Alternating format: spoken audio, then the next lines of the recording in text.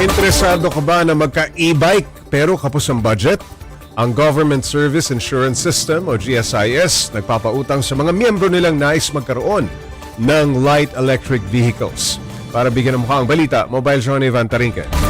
Sa taas ng presyo ng langis, naghahanap na ng iba't ibang paraan ng mga Pinoy para makatipid in the long run. Ang iba, lumipat sa active transportation tulad ng pagbibisikleta, habang ang iba naman nagsimula ng gumamit ng light electric vehicles o LEV. Ayon sa mga nagbibenta ng e-bikes, sa dami ng interesado at bumibili ngayon, kailangan na magpa-pre-order ng ilang customer para makasiguro ng unit. Kahit may kamahalan ng e-bike na nagsisimula sa halagang 20,000 pesos, marami pa rin daw ang nakakakita ng benepisyo nito. Nagsasabay-sabay sila mga 5, 6, ganyan. Marami naghahanap ng installment pero yung iba kinakash. Dahil dito, inilunsad ng GSIS ang programang tinawag na GBEL o Ginhawa Bike and Electric Mobility Loan Program. Sa ilalim ng programa, maaari makapag-loan ng mga kwalipikadong miyembro ng GSIS ng hanggang 300,000 pesos para pambili ng e-bike at iba pang electric mobility devices. Maaari raw itong bayaran sa loob ng 3 taon na may 5% interes kada taon. Ayon sa GSIS, layunin ng programa na makatulong sa mga miyembro nito na mabawasan ang kanilang gastos sa gasolina at araw-araw na transportasyon.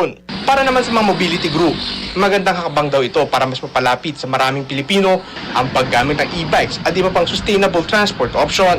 Umaasa rin sila na sa mga susunod na panahon, hindi lang mga empleyado ng gobyerno ang may kinabang sa ganitong uri ng programa, kundi pati na rin ang mas maraming manggagawang Pilipino. It is a good step because it fills a financing gap and it's a clear step towards more sustainable mobility because it covers not just electric bikes but even bicycles, no, yung non-electric din.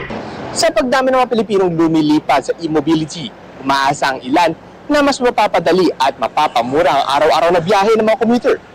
Mga kapatid, Mobile Johnny Van Tarinque po, hatid ang mukha ng balita. Pag-usapan pa natin ang e-bike loan ng GSIS kasama si Mobile Journal Van Tarinque. Okay, Ivan, 20K, no? 20,000 kamo ang pinakamurang e-bike. Sino-sino ba ang madalas na customer niyan? Actually, Pops, halo-halo yung mga nagiging customer, mga kumukuha ng mga e-bikes. No? Yung iba, commuters talaga. Yung iba, ginagamit pang business. Yung mga mga food delivery.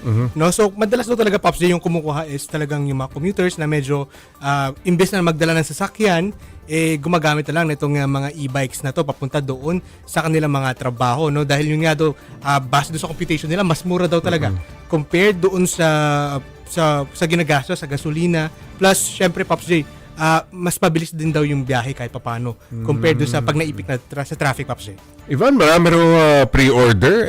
Mas mura ba kapag gano'n?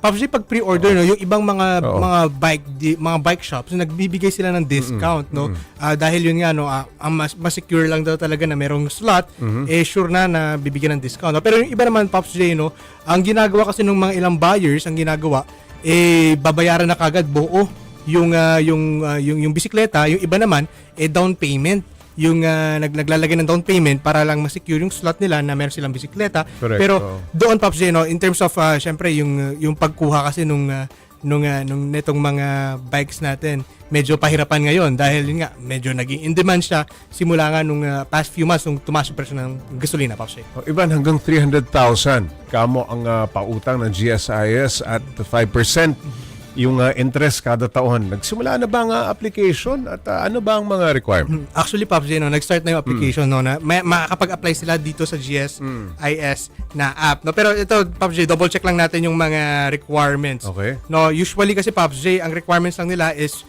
3 years na nasa service ng government service, Gobyerno. no? Okay. Walang pending administrative case or criminal charge, Oo. no? At is Pops J, no, wala sa leave without pay. No, so Okay. ito, Pops J, ilan lang dun sa mga requirements ng GSIS. Yun yung mahalagang requirement. Yun yung mga mahalaga, Pops J. Pero according naman sa kanila, up to 300,000 kasi yung pwedeng ma-loan. Pero etong 300,000 na to, Pops J, Magandang dapat bisikleta yun, ha? magandang bisikleta, Pops J. Pero itong 300,000, Pops J, dapat specific lang siya for one singular bike. At kailangan din ng request form or yung quotation from the dealers para dun sa presyo na itong bisikleta na to, Pops J. Electric bicycles and electric scooters, pasok ba yan? Kasama yan, Pops J, no? Ayun, Hindi lang electric bikes, pati actually, Pops J, yung mga pedal bikes, no? Kasama rin Pwede. dito sa program na Kung ito. purely bicycle, pwede rin. Pwede rin yun, Pops J, no? Kaya nga yung ilang biro sa atin, baka mas mahal na yung bike na bilhin ng mga tao. Okay, sa mga nakabili na ng e-vehicles, malaki raw ba ang natitipid nila talaga? Oh. According sa kanila, no, Pops J, kasi usually daw, yung isang nakausap natin, Valenzuela to Marikina yung biyahe, no? Kung gagastos daw siya for motorcycle taxi, nasa 300 pesos one way, no? Etong simula nung nag-e-bike siya, Pops J, parang ang full charge kasi nasa 50 pesos. So, usually, nako-consume lang daw niya is parang nasa 20% ng bike. So, nung kinumpit niya, nasa 3 pesos lang yung kanyang nagagastos for transportation. Ang catch lang daw, maglalabas ka lang ng malaking pera upfront dahil doon sa pagbili ng unit, pero in the long run naman daw, babalik naman daw yung May ROI. may ROI, Pops J. Okay, maraming salamat, Mobile Journal Evan Taring.